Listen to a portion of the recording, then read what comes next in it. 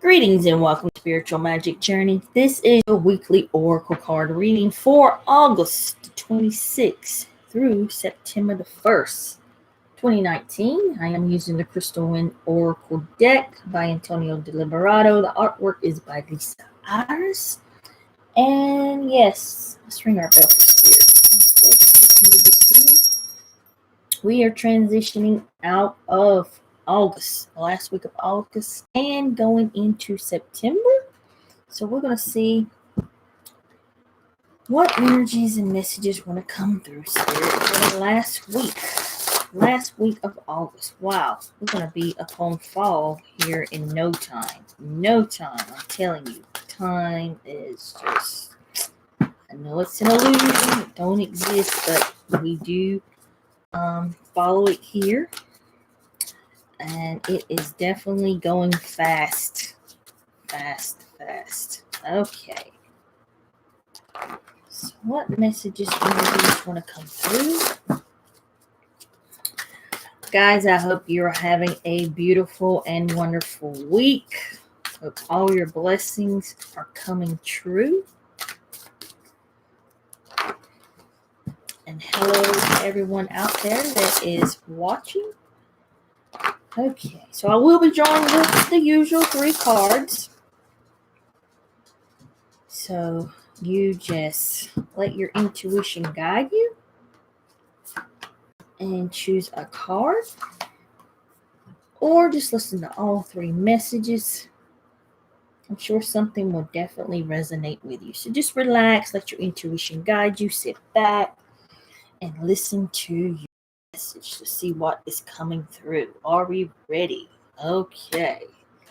So what do we have under card number 1? The Phoenix. The Phoenix consumes itself in the flames to be reborn from its ashes. Are we going through a rough time? Do you feel like you're going through the Phoenix? I mean, do you feel like you're being reborn and rising up more powerful than you were before? Have you been going through a rough time? Let's see what the book has to say, and then maybe I can elaborate some on that. Let's see if I can find it. The Phoenix, rising from the ashes. And I know we've all gone through that dark night of the soul when you feel like, wow, when is it ever going to get back? Being who is born with the power of the Phoenix myth. However, if we see ourselves as our conscious awareness and begin to observe the awareness, we will see that our awareness never changes. Think of the consciousness as a filter. We will see there are many levels and dimensions of this filter, of which viewing creation through the interpretation, the human brain is only such a filter. If we observe carefully, we will see there are an infinite number of such filters, some more important than others at any given moment. Yet our awareness is capable of choosing any filters it desires. If it is aware and awake, in the end, the Phoenix myth describes the process of changing the filter we use to experience creation. So the expanded meaning with this card is to rise from the ashes of the Phoenix, or to make a miraculous comeback, recovery from a setback, be it heartbreak, illness, financial struggle. You surprised and surpassed the opposition or competition. You understand the meaning of rebirth. You will never be defeated. So like I was saying in the beginning, do you feel like, wow, feeling like you dark night of the soul, having problems, obstacles, things just not going, in your favor, feeling like you're going through turmoil, or, just bad juju, whatever you want to call it. But guess what? You're about to rise up. about to make a comeback. That's what the Phoenix is all about. That's what the dark night of the soul is all about. You come back better, more in tune, aware. Whether you, like I said, it could have been financial struggles that you were going through. It could have been a heartbreak, feeling like you're going through that dark night of the soul, some type of illness. But you will make a comeback. You will recover. Whatever this obstacle or opposition that is you're facing at this time, you're going to be triumph. There will be a victory for you. So no matter what it is that you feel like you're struggling with, feeling like it's never going to change, why does this keep happening? Why am I keep going through this? Well, you're going through it to these experiences, this what we call the human experience. That's the reason why we came here, is to have this experiences to make you more aware, to raise you, come out better. You come out better, stronger, more wise, more aware, more conscious, and of making things, whether it's a setback that you were going through, it's about to be overcome. You're about to have triumph in any and all areas of your life. So no matter what area it was that you had this setback, you're about to see a breakthrough, a new beginning up, the universe aligning with you. So definitely, absolutely, don't ever be afraid of the Phoenix or the dark night of the soul. Everyone goes through it at some point in time in their life. Let's see what we got for number 2. Dream to reality. A sea slips ways to and fro, sea of possibilities. And I think we had this card last week. Did we not? So if somebody's not making a choice and decision to go forth on their dream to reality, and they want me to reiterate it. So let's see what this book has to say about dream to reality. Let's see if I can find it. So just bear with me.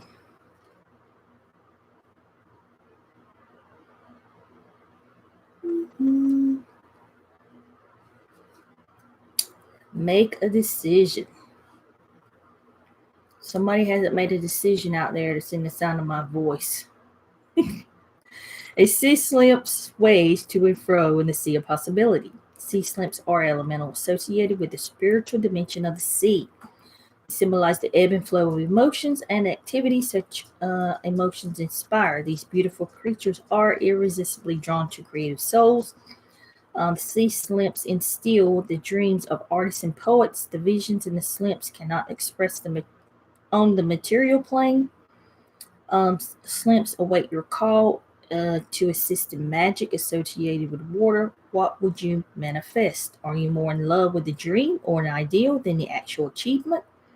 Sometimes it's human nature to sabotage one's own actions to avoid turning a dream into a reality in order to maintain the safety of the fantasy. When a goal is achieved, the illusion of the perfection is no more, because it's good to fantasize. So a realized ideal to risk and loss, yet the truly creative proceed to create new and more beautiful dreams. So the expanding meaning of this card, it is time to free yourself from indecisions. You have daydreamed long enough, make a choice, set a goal, initiate a plan or of action. You may have to of actions or to lovers. So what is it that you haven't made up your mind? What is it that you're indecisive about it? Is it the fantasy? Are you self-sabotaging yourself? I did to myself probably many a times when it comes to relationships, of being afraid, having fear of this might happen or that might happen. It's, living in the fantasy was actually better than actually having the real thing. You know what I mean? And completing any type of achievement, if the fantasy was better than the desired goal that you wanted to achieve. So make a decision. What is it? Are you this indecisive about two people that you're dating, and you're indecisive um, about where you want to go in your career, whether you want to start the new book, where you want to publish it, where you want to do painting, or do you want to do this, or do you dream about becoming a millionaire, and how you're going to, you keep dreaming and thinking about it and seeing all this money in your hands, and you're going to get these nice cars, but you never implement and put nothing down on paper. You never get started. You never get started with it. You have to make a choice and decide that, yes, it's good to sometimes daydream, but don't sit there and daydream your whole life away. Everybody wants to be a millionaire, and some people are going after it and working towards that. So instead of just sitting down and being a couch potato and thinking about how you're going to do this, and if you had this wonderful love life and you was a millionaire, and how are you going to put that into action? Bring it into action. Dream to reality. It's time to put the dream into reality. Make it come true. Manifest it. What would you manifest? Well, let's start working on that. Write it down. Come up with a game plan, a business plan, if that's what you're going after. So stop daydreaming. Stop daydreaming your life away and get to it. Let's do it. Let's get it started. Let's start making that into a reality. Let's start making all that money. Let's start, having that beautiful, wonderful relationship. The scales, yeah, okay. The fine art of, I can't read that, upside down, equalizing and ensuring the weight is the same on each side. Looks like it's going to be about balance. What y'all think? Everything's got to be equal in balance here. The scales. I don't think we've ever had the scales. Finding balance. Yep. See that. Balance is a fine art of equalizing and ensuring the weight is the same on each side. The goal here is to bring into balance the spiritual and the material. Learning to balance is equalizing family and job, meals, time off, sleep, spiritual interests. Keep in mind that is not which is the most important, as each one of these terms is very important. Sometimes survival depends on finding the balance in your life. Balance may be elusive, but when you set aside your preconceptions and expectations, you will see that it all makes sense. It becomes much easier when you develop a daily schedule to ensure balance. Work belongs at work, family belongs with family. Your spiritual life must also be included in your schedule of balance. By including your spiritual aspects in your inner life and nurturing those aspects, you align your inner and outer worlds, bringing yourself into balance. You need to find the balance in your life. This is the expanded meaning. You need to find balance in your life. Use clear thinking and diplomacy in situations. You need to weigh the possible outcomes before making a situation that could tip the scales one way or the other. It means that your spirit is in need of being brought into balance. Meditation will help you achieve the balance you require. And that's exactly what I was going to say. Make sure that you are spiritual. Not only the physical out here working, home, kids, and all that. You really got to have some balance and make sure you're feeding your soul, taking care of the spirit, doing your meditations. You got to add that in. So maybe you need a routine. I don't really want to say a routine because I don't want to get bogged down in a routine. The routine but it needs to be included in your daily life, um,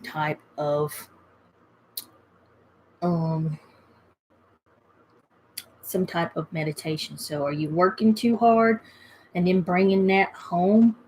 That's interfering with your family life. Are you overeating, emotional stress? Whatever it is that's making you off balance, because you definitely need to put some more balance in your life and make sure you're taking care of your spirit and feeding spirit in doing the meditation. Take time out for yourself. Don't overwork yourself. When it's family, let it be family time. When it's work, let it be work time. When it's your time, quiet time, meditation time, let it be your time. Cut off the phone, shut off the TV.